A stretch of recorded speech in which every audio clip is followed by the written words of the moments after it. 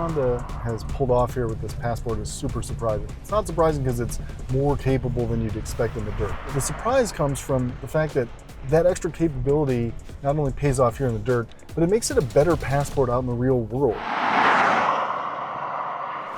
This is the 2026 Honda Passport.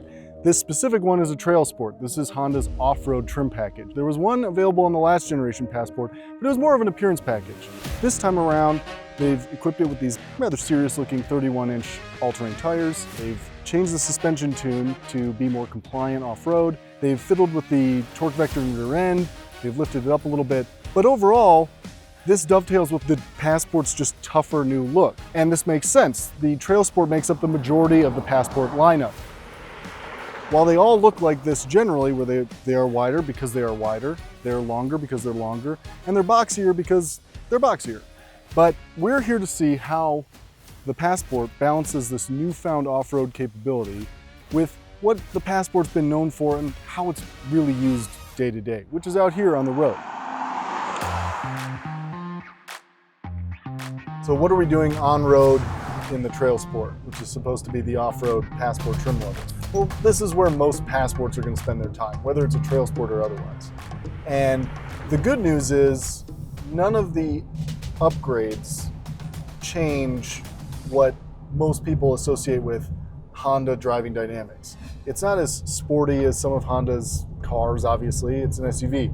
But even despite these huge tires and the softer suspension, it drives like a Passport should drive. It's very, very road friendly. Going through these corners, there's no like odd sloppiness to it or anything. It is notably softer than you might expect from a Honda, but if anything, that enhances its everyday drivability, right? I spent a week in the city with this same car and going over potholes and things, these tires just kind of float over it. You pay for it with a little bit of extra noise, and especially if you corner hard. I mean, if anyone's cornering hard in a Passport TrailSport, you'll hear it. But most of the time, the TrailSport treatment makes for a better everyday SUV. It's comfortable. You don't really have to worry about hitting curbs or speed bumps or anything like that. And then you still end up with the Passport that is just a better everyday vehicle than some of these hardcore off-road SUVs. Overall, no compromise on road.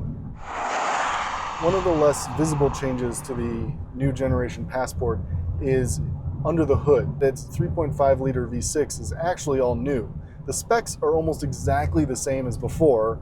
It has 5 more horsepower for 285 horsepower, and it still stands out in the class because even among its true off-road competitors, most SUVs have gone to these turbo 4s now. This is still a naturally aspirated V6. They added an extra gear to the transmission, so it's a 10-speed now, and really the only other major change is that it switched from a single overhead cam to a dual overhead cam. The net result is that it acts exactly the same as it did before. It's an unusual amount of effort to go through for not a big perceptible change for the driver, and after running it through our testing regimen, it's slower. A big part of that is it's heavier. Again, we mentioned this is a larger Passport. Well, it's also 500 pounds heavier, so it's about a little over a second slower to 60 miles an hour.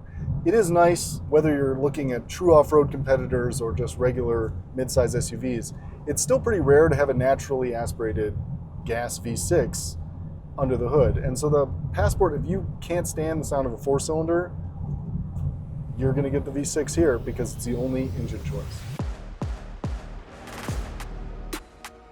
The Passport's newfound size increases pay off in roominess. It was already a roomy, usable package. Again, this is essentially a 2-row Honda Pilot. Right off the bat, it's useful in a way that a body-on-frame competitor like a 4Runner or a Bronco or a Wrangler just isn't going to be. As usual, Honda's carved out all these little storage cubbies, and there's somewhere to put stuff everywhere, whether you're sitting in the front seat, the back seat, or you're loading stuff in the back. There's also a full-size spare, it's a donut.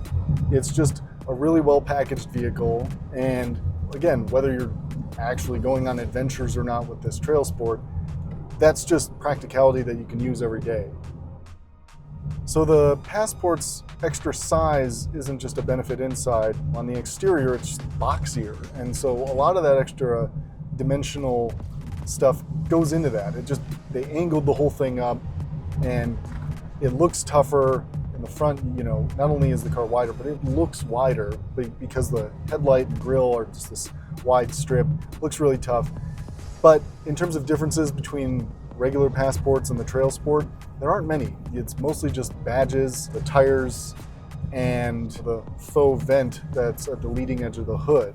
Other than that, they all have this more rugged vibe that, again, Honda's clearly trying to lean into here, specifically with this new generation Passport. So there it is. There's no compromise to the Passport's on-road behavior. It's comfortable. It's a great everyday SUV. So the only thing left to do is to point this thing's toughened new nose towards some dirt and see how it performs off-road.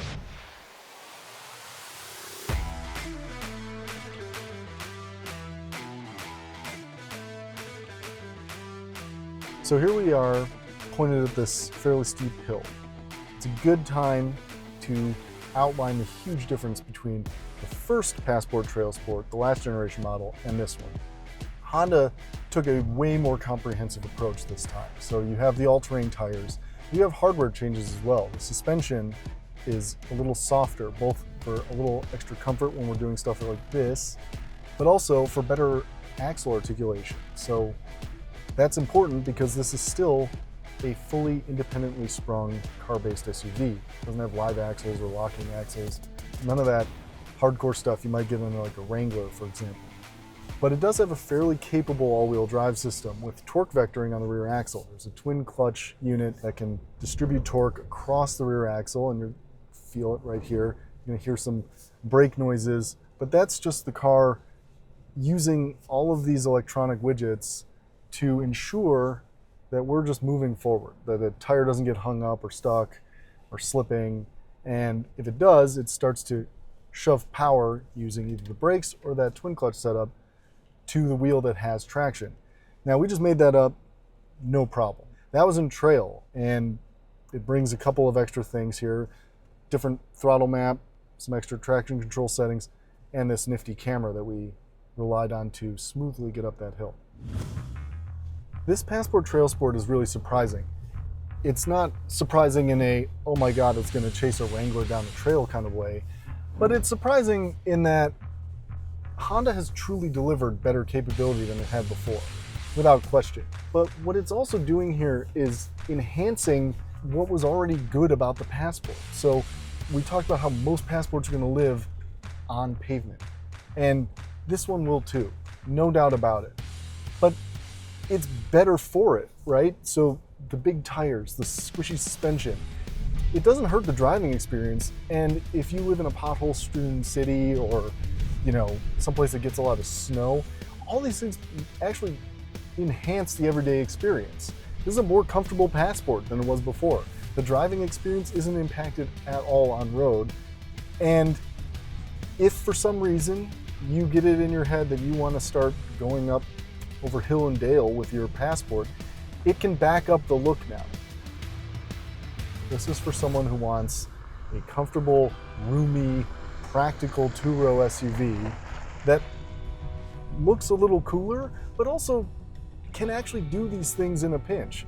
And the result is surprising. I really think that they have pulled off the somewhat thread-the-needle task of delivering both a more capable SUV without hurting what made the Passport appealing in the first place.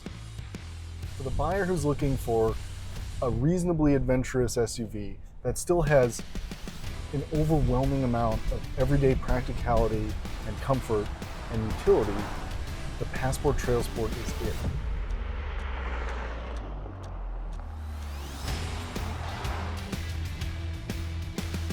Head on over to MotorTrend.com for the full first test story.